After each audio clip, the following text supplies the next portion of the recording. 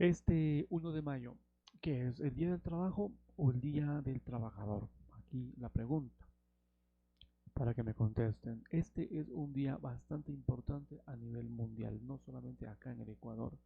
El Día Internacional del Trabajador o de los Trabajadores, 1 de mayo, es una más que una fiesta o una celebración, es una fecha conmemorativa. Una fecha conmemorativa del movimiento obrero como tal a nivel mundial. ¿Por qué? Esta es una jornada que se ha utilizado habitualmente para realizar diferentes reivindicaciones sociales y laborales a favor de las clases trabajadoras. Este día es un día festivo a nivel nacional, en su mayoría, al menos de los países del mundo que la recuerdan desde su establecimiento, aunque las consideraciones de un día como tal, de un día festivo, fue en muchos de los casos tardía, por un acuerdo de un congreso, el Congreso Obrero o Socialista Inter, de la Segunda Internacional, celebrado en Francia, en París, por allá en 1889.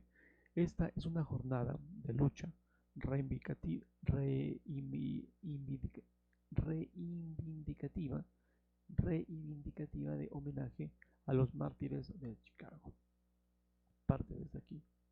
En este punto, estos sindicalistas anarquistas fueron ejecutados en los Estados Unidos por participar en las protestas de lucha por la consecución de la jornada laboral de 8 horas que tuvo su origen en una huelga iniciada el 1 de mayo de 1886 y su punto álgido aquí tras 3 días más tarde, el 4 de mayo, que se dio en una revuelta la de High Market.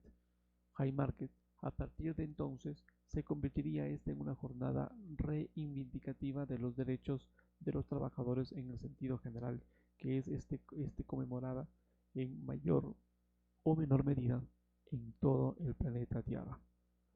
En los Estados Unidos, Canadá y otros países más no se celebra esta conmemoración.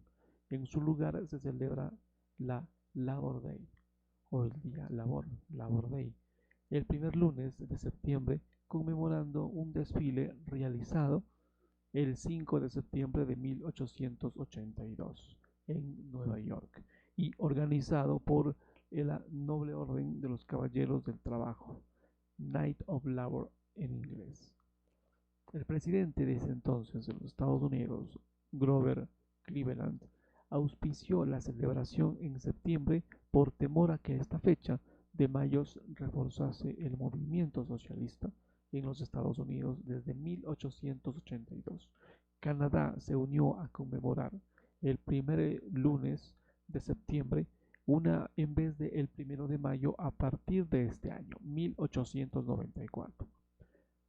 En su hecho histórico, su origen, el origen de la conmemoración como tal, será en el marco de unos hechos que se dieron lugar a una conmemoración contextualizados en los albores de la Revolución Industrial ocurrido en los Estados Unidos a finales del siglo XIX. Chicago era la segunda ciudad en número de habitantes de ese estado. Estados Unidos del oeste al sudeste llegarían cada año por ferrocarril miles de ganaderos desocupados, creando las primeras villas mm, humildes que albergaran a cientos de miles de trabajadores. Además, estos centros urbanos acogieron a inmigrantes de todo el mundo a lo largo del siglo XIX. Esta reivindicación de la jornada laboral de 8 horas de trabajo, una de las reivindicaciones básicas de los trabajadores era la jornada de 8 horas. Uno de los objetivos prioritarios era precisamente hacer valer la máxima de 8 horas de trabajo, 8 horas de ocio y 8 horas de descanso. En este contexto se produjeron varios movimientos en 1829 formándose un movimiento para solicitar a la legislatura de Nueva York la jornada de 8 horas. Antes existían dos leyes, una nomás, una ley que prohibía trabajar más de 18 horas, salvo caso de necesidad. Si es que no había tal necesidad, cualquier funcionario de una compañía de ferrocarril que hubiese obligado a un maquinista o fogonero a trabajar jornadas de 18 horas diarias debía pagar una multa de $25. De aquí parte esta fecha tan importante, por nuestros derechos. La mayoría de los obreros estaban afiliados a la noble orden de los caballeros del trabajo, pero tenían más preponderancia la American Federation of Labor, en español, la Federación Estadounidense de Trabajo. En su inicio socialista, aunque algunas fuentes señalan su origen anarquista, en su cuarto congreso realizado fecha 17 de octubre de 1884, esta había resuelto que desde el 1 de mayo de 1886 la duración legal de la jornada de trabajo debería ser de 8 horas, yéndose a la huelga si es que esto no se obtenía, no se reivindicaba, no existía una reivindicación ni tampoco una recomendación o recomendándose a todas las uniones sindicales que tratasen de hacer leyes en este sentido en sus jurisdicciones. Esta resolución despertó el interés de las organizaciones que veían la posibilidad de obtener mayor cantidad de puestos de trabajo con la jornada de 8 horas. Allá en 1868, el presidente Andrew Johnson promulgó la llamada Ley Lingersoll, estableciendo la jornada de 8 horas. Al poco tiempo después, 19 estados sancionaron leyes con jornadas máximas de 8 a 10 horas, aunque siempre con cláusulas que permitirían aumentarlas entre 14 y 18 horas más. Y aún así, debido a esta falta de cumplimiento de la ley Ingersoll, las organizaciones laborales sindicales de los Estados Unidos se movilizaron. La prensa generalista de ese país, reaccionaria y alineándose con las tesis empresariales, calificaba este movimiento como indignante e irrespetuoso. Algo así como sucede acá en el país. Delirio de lunáticos poco patriotas, y manifestó que era lo mismo que pedir que se pague un salario sin cumplir ninguna hora de trabajo. ¿No les parece curioso?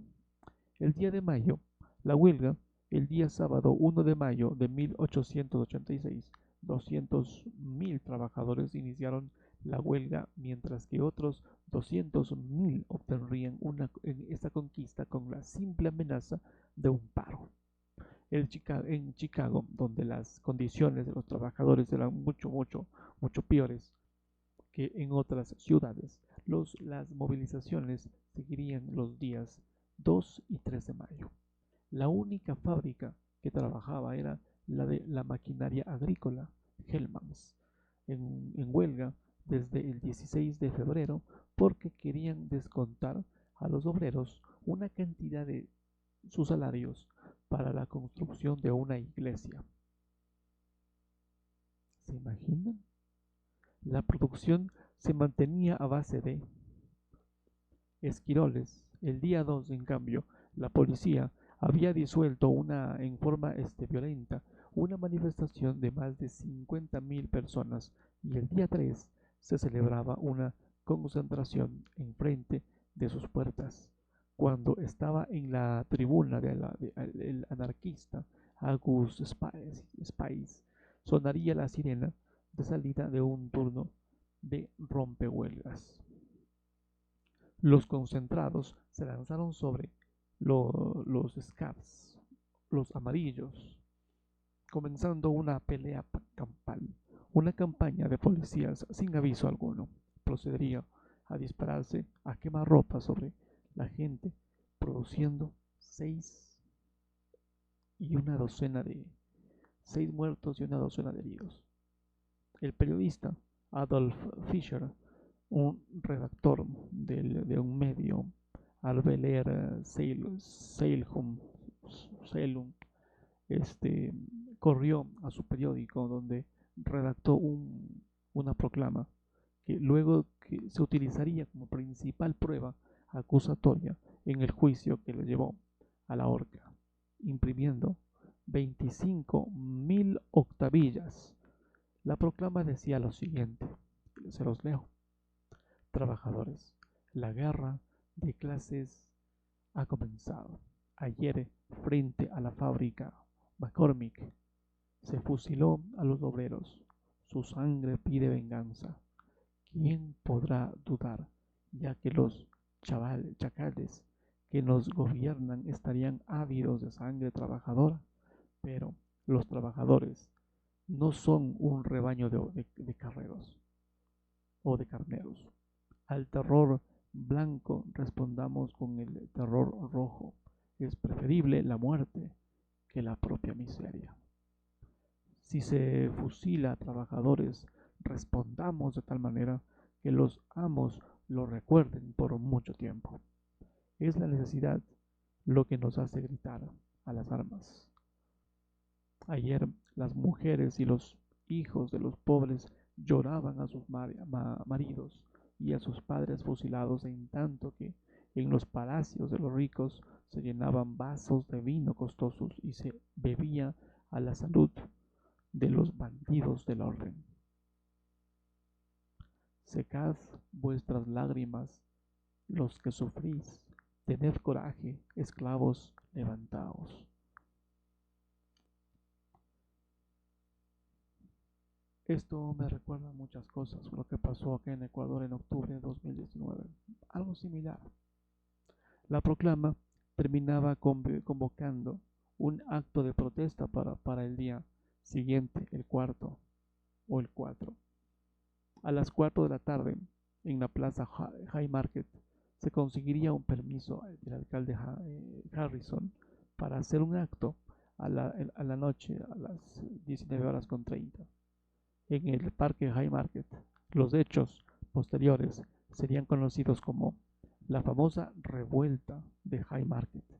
Esta revuelta consiste en que se concentraron en la plaza mencionada High Market más de 20.000 personas que fueron reprimidas por 180 policías uniformados. Un artefacto explosivo estalló entre los policías, lo que dejó un muerto y varios heridos. La policía abrió fuego contra la multitud, mataron a 38 personas y dejaron más de 200 heridos. Chicago fue declarado en estado de sitio y tras el toque de queda se detuvo a centenares de trabajadores golpeados y torturados acusados de asesinar a policías. Así son. Estos hechos represivos fueron apoyados por una campaña de prensa, ¿sí? De prensa, la prensa, los periodistas, con citas como, por ejemplo, menciono que mejores sospechosos que la plana mayor de los anarquistas, a la horca los brutos asesinos, rufianes rojos comunistas, monstruos sanguinarios, fabricantes de bombas, gentuza, que no son otra cosa que el rezago de Europa, que buscó nuestras costas para abusar de nuestra hospitalidad y desafiar a la autoridad de nuestra nación. Y en todos estos años no han hecho otra cosa que proclamar doctrinas sediciosas y peligrosas. Hoy los llamaríamos la gente de bien. La prensa reclamaba un juicio sumario por parte de la Corte Suprema, responsabilizando a 8 anarquistas y a todas las figuras prominentes del movimiento obrero. Esta prensa de hoy en día, un paréntesis, yo llamaría Radio Sucre, Centro Digital, Radio Centro y todos los medios convencionales que tiene el Ecuador. El 21 de junio de 1886 se iniciaría la causa contra 31 responsables, que luego quedarían en 8. Las irregularidades del juicio fueron muchas, violándose todas las normas procesales en su forma y fondo, tanto que han llegado a ser calificado de juicio farsa. Los juzgados fueron declarados culpables, tras de ellos fueron condenados a prisión y 5 a muerte, los cuales serían ejecutados a la horca. El detalle, ahí está, no lo voy a leer. Es muy fuerte. Los sucesos de Chicago además costaron la vida de muchos trabajadores y dirigentes sindicales. No existe un número exacto, pero fueron miles los despedidos, detenidos, procesados, heridos de bala o torturados. La mayoría eran inmigrantes europeos, italianos, españoles, alemanes, irlandeses, rusos, polacos y demás esclavos. Su consecución de la jornada laboral de 8 horas a finales de mayo de ese año 1886, varios sectores patronales accedieron a otorgar la jornada de 8 horas a varios centenares de miles de obreros. El éxito fue tal que la Federación de Gremios y Uniones Organizadas expresó su júbilo con estas palabras: jamás en la historia de este país ha habido un levantamiento tan general entre las masas industriales. El deseo de una disminución de la jornada de trabajo ha impulsado a millones de trabajadores a afiliarse a las organizaciones existentes, cuando hasta ahora habrían permanecido indiferentes a la agitación sindical. La consecución de la jornada de 8 horas marcaría un punto de inflexión en el movimiento obrero mundial.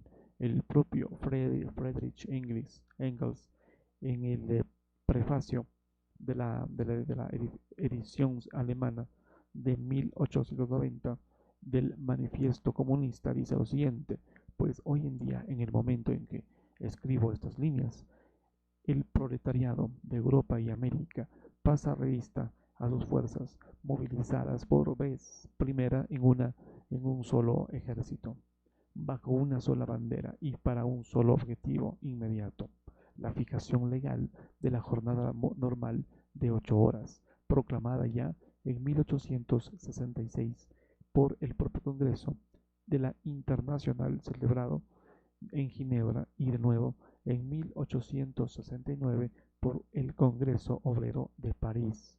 El espectáculo de hoy demostraría a los capitalistas y a los terratenientes de todos los países que, en efecto, los proletarios de todos los países del mundo están unidos. O si Marx estuviese aquí a mi lado para verlo con sus propios ojos. Consolidación y extensión durante el siglo XX. Tras los sucesos en los Estados Unidos ya mencionados, la Segunda Internacional dio un gran impulso a los intentos por convertir este 1 de mayo en un día festivo, siempre reivindicando simultáneamente la reducción a 8 horas de la jornada laboral. En 1904, la Segunda Internacional, reunida en Ámsterdam, pediría a todos los partidos, a todos, sindicatos y organizaciones socialdemócratas, luchar enérgicamente en el 1 de mayo para lograr este establecimiento legal de la jornada de 8 horas y que se cumplieran las demandas del proletariado para conseguir la paz universal. Al mismo tiempo, el Congreso haría obligatoria a las organizaciones proletarias de todos los países del mundo dejar de trabajar el 1 de mayo siempre que este fuera posible y sin perjuicios para los trabajadores. De esta forma, en todo el mundo, las organizaciones trataron de hacer el 1 de mayo un día festivo oficial en honor a la clase obrera, lo cual se logró paulatinamente en la mayoría de países. En Europa, durante la segunda década del siglo, se sucedieron hitos muy importantes. Mencionar el día 23 de abril de 1919, el Senado de Francia ratificaría la jornada laboral de 8 horas e hizo que por primera vez el 1 de mayo de 1919 fuera día no laborable.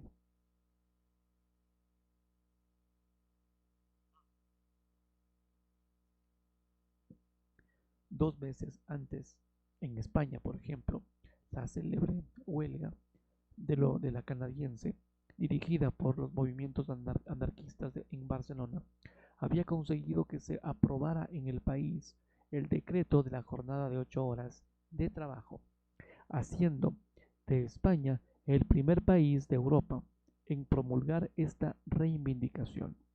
Si bien años después, entre 1923 a 1930, el día se celebró sin manifestaciones debido a la privación de este derecho durante la dictadura militar del general Primo de Rivera, aunque entre 1931 a 1936, durante la República, se conmemoró en las principales ciudades. Tras la Segunda Guerra Mundial en estos años, por los años 40 y la adopción del socialismo como sistema político en numerosos países como Europa y Asia, y más tarde en África y América, daría un nuevo impulso al Día Internacional de los Trabajadores, al tiempo que en los países capitalistas de Europa la influencia de los partidos de izquierda crecía y crecía, y con ellos las celebraciones. Por tanto, este 1 de mayo se convierte durante la segunda mitad del siglo XX en un día de grandes celebraciones oficiales, manifestaciones populares y desfiles militares en países como la Unión Soviética en aquel entonces, donde se han hecho célebres los grandes desfiles frente al Kremlin de Moscú y el mausoleo de Lenin, la República Democrática Alemana o China por ahí. En los años 50, por allá en 1954, el Papa de aquel entonces, Pío XII, declaró el 1 de mayo festividad de San José Obrero. San José Obrero en la Plaza de San Pedro, en Roma, añadiendo un mensaje católico a este día y abriendo un nuevo concepto de obreros católicos con reivindicaciones sociales y fe, siempre en oposición a los métodos e ideas de organizaciones comunistas y socialistas, principales organizadores de la celebración y hostiles en general a la religión. En otros países capitalistas, sobre todo en Estados Unidos, se desalentaron tanto desde las empresas como desde el gobierno las celebraciones del 1 de mayo, porque para evitar una mayor influencia de partidos y sindicatos de izquierda. Siempre la izquierda pisoteada por la derecha. En Portugal, por ejemplo, el Día Internacional de los Trabajadores se comenzaría a celebrar en libertad tras el triunfo de la Revolución de los Claveles, el día 25 de abril de 1974, y en España no se celebró con el sentido original de esta conmemoración entre los años 1939 y 1977, durante la dictadura de Francisco Franco, sustituido por una celebración de la festividad de San José Obrero después de su proclamación vaticana. Debido al clima de reivindicación por un lado y la división del mundo por otro, durante la segunda mitad del siglo XX, las celebraciones del Día Internacional de los Trabajadores derivarían en algunas ocasiones en numerosos enfrentamientos, disturbios, masacres que provocaron o fueron motivo de cambios políticos con relevancia nacional e internacional en algunos casos. Por ejemplo, en Turquía se produjo el 1 de mayo de 1977 la masacre de Plaza Taksim en Estambul, con un saldo de decenas de muertos. La masacre se produjo en medio de un clima de enfrentamiento entre izquierda y derecha a lo largo de toda la década de los años 70, 1970, que finalizó con el golpe de Estado el día 12 de septiembre de 1980. Ya en el siglo XXI, al inicio de este, comenzaría en muchos países por parte de medios de comunicación a denominar al Día Internacional de Trabajadores como el Día del Trabajo, en un intento de desligarse la celebración ya muy arraigada de su origen conmemorativo y reivindicativo. Por eso mantenemos el Día Internacional de los Trabajadores, no del trabajo. En otros países, en general, de colonización británica, han venido celebrando la Labor Day, Día del Trabajo, en fechas diferentes. 1 de mayo, en Estados Unidos de América y Canadá, el Labor Day es el primer lugar, el lunes de septiembre en Nueva Zelanda. El cuarto lunes de octubre en Australia, cada estado federal decide la fecha de celebración el primer lunes de octubre. En el territorio de la capital australiana, Nueva Gales del Sur y Australia Meridional. El segundo lunes de marzo en Victoria y Tasmania, el primer lunes de marzo en Australia Occidental y el 1 de mayo en Queensland y el Territorio del Norte. Debido a que la festividad tiene un carácter oficial en muchos países, parte de la población continúa participando en las celebraciones y sus reivindicaciones, mientras que otra parte toma el día del descanso para actividades de ocio, etc.